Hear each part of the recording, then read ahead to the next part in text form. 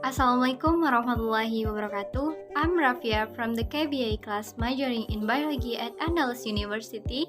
Today I will do a practicum on animal structure and development. The animal I will be discussing is a frog to observe the integumentary organ, the muscular system, the respiratory system, the digestive system, the nerve and skeletal system.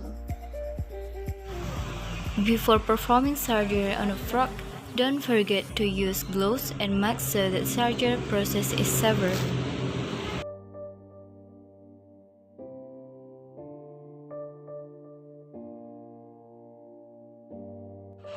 The integumentary system is a system that functions to protect the lower part of the body.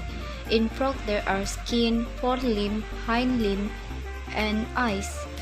Frogs generally have a slippery, moist, and highly permeable skin through which they absorb water and respire. Thus, the moist skin acts as a respiratory organ in frog. The function of forelimb and hind limb are for locomotion of frog. Selanjutnya, bagian morfologi luar dari kata. Pada bagian kepala kata, kita dapat lihat pada bagian kepala itu terdapat bagian eksternal dan internal. Pada bagian internal itu kita bisa lihat ada lidah kata yang panjang dan lentur, ada esophagus, glotis, eustachian tube, internal notris, dan maxillary teeth. Selanjutnya bagian morfologi kata dilihat dari bagian atas.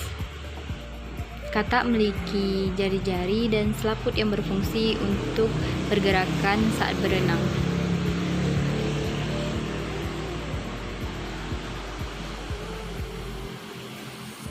Pada bagian eksternal kepala kata bisa dilihat terdapat mata,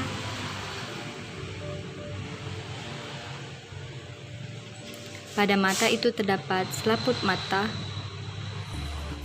timpanum yang berfungsi untuk alat pendengaran, dan eksternal notris.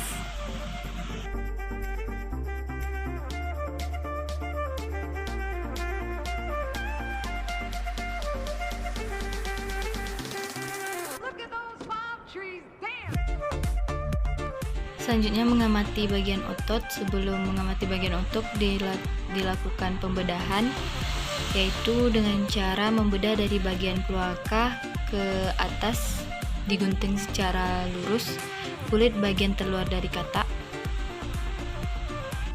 Saat melakukan pembedahan dilakukan dengan hati-hati agar guntingan yang dilakukan tidak melukai bagian dalam dari kata. Setelah guntingan lurus dari arah kloaka ke atas, lalu dibuat potongan melintang tepat di bagian lengan dan kaki, lalu sambungan dengan potongan tersebut. Tubuh kata terdiri dari 3 jenis otot, yakni otot polos, jantung, dan lurik. Ketiga jenis otot tersebut berbeda dalam struktur mikroskopik dan fisiologinya. Sistem muskular eksternal terdiri dari otot skeletal atau volunteer yang melekat pada tulang. Otot-otot ini akan bergerak di bawah kehendak yang disadari. Setiap otot terdiri dari banyak serat lurik paralel yang disatukan oleh jaringan ikat. Beberapa otot bekerja sama dan beberapa berkontraksi lebih dari yang lain.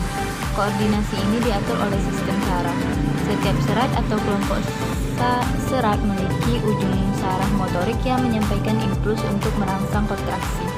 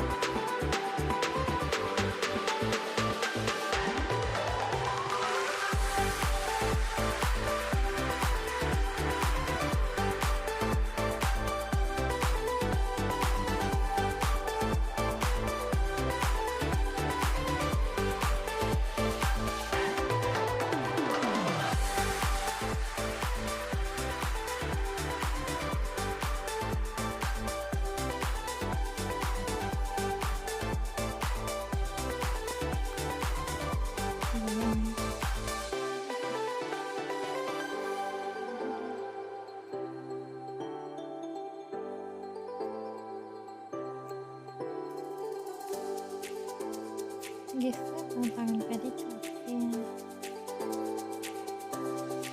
Pada katak terdapat beberapa otot-otot. Pada pengamatan kali ini saya menemukan otot deltoid, pectoralis, gracilis minor itu pada bagian paha, dan triceps femoralis. Otot lainnya yang ditemukan yaitu linea alba pada otot tengah perut, rector abdominis, dan triceps, dan juga terdapat sphenium pada paha bawah.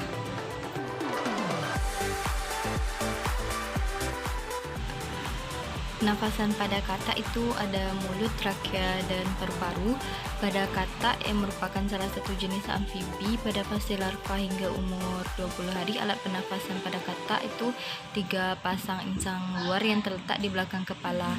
Insang luar terdiri dari lembaran-lembaran halus yang banyak mengandung kapiler darah. Jika insang luar bergetar, air di sekelilingnya akan bersirkulasi sehingga oksigen yang terlarut dalam air akan berdifusi dalam kapiler darah. Bersamaan dengan pertumbuhan berudu, terbentuk celah insang dan insang dalam yang dilengkapi dengan tutup insang. Pada celah insangnya akan tertutup sehingga katak dewasa bernafas dengan paru-paru. Selain dengan paru-paru, katak dewasa bernafas dengan kulit saat di dalam air. Kulit katak sangat tipis dan basah sehingga memudahkan difusi gas. Selain itu, kulit katak juga banyak terdapat pembuluh kapiler.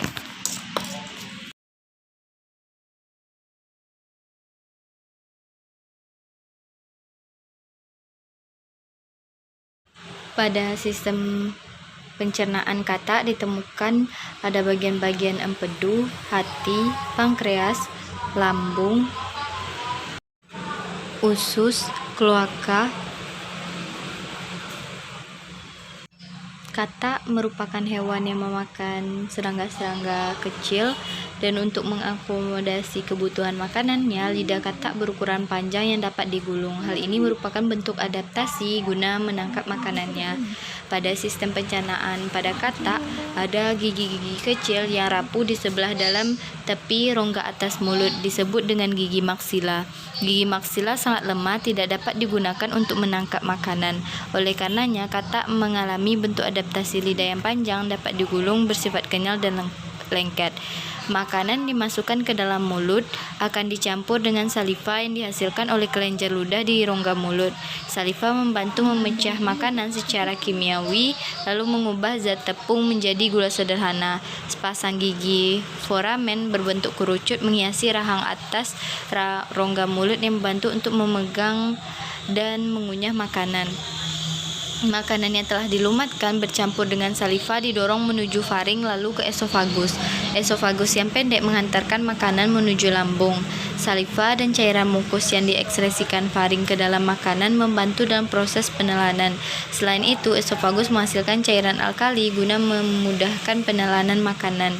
Di lambung, makanan akan dicerna secara kimiawi dan mekanik. Lambung merupakan organ penyimpan makanan untuk sementara. Partikel-partikel makanan akan dicampur dengan sekret lambung yang mengandung enzim-enzim pencernaan dan getah lambung.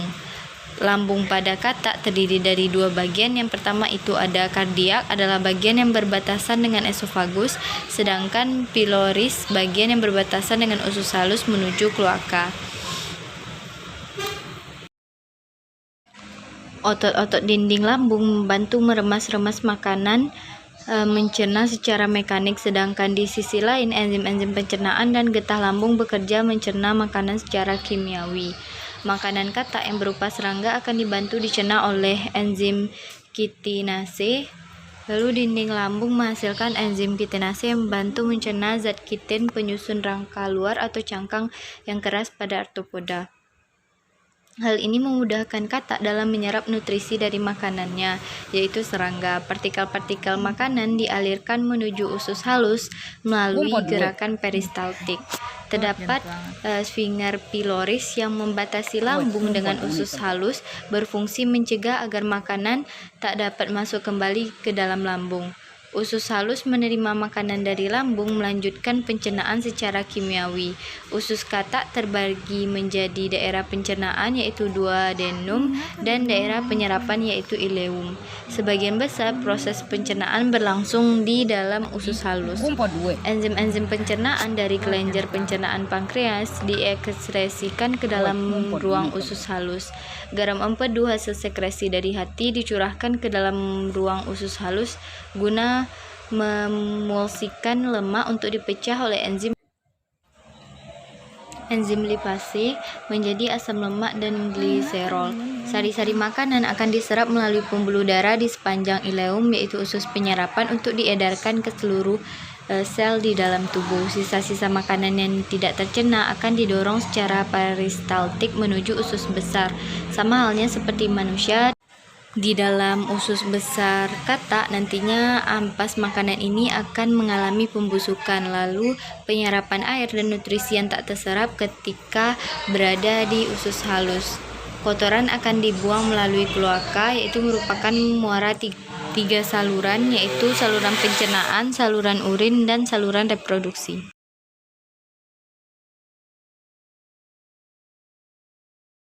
Alat sirkulasi darah yaitu jantung, arteri, vena, kapiler, dan sinus venosus. Terlihat pada gambar itu jantung pada katak dia memiliki 3 ruangan yaitu atrium kiri, atrium kanan, dan 1 ventrikal. Di antara atrium dan ventrikal terdapat sekat, antara atrium kanan dan kiri terdapat katup.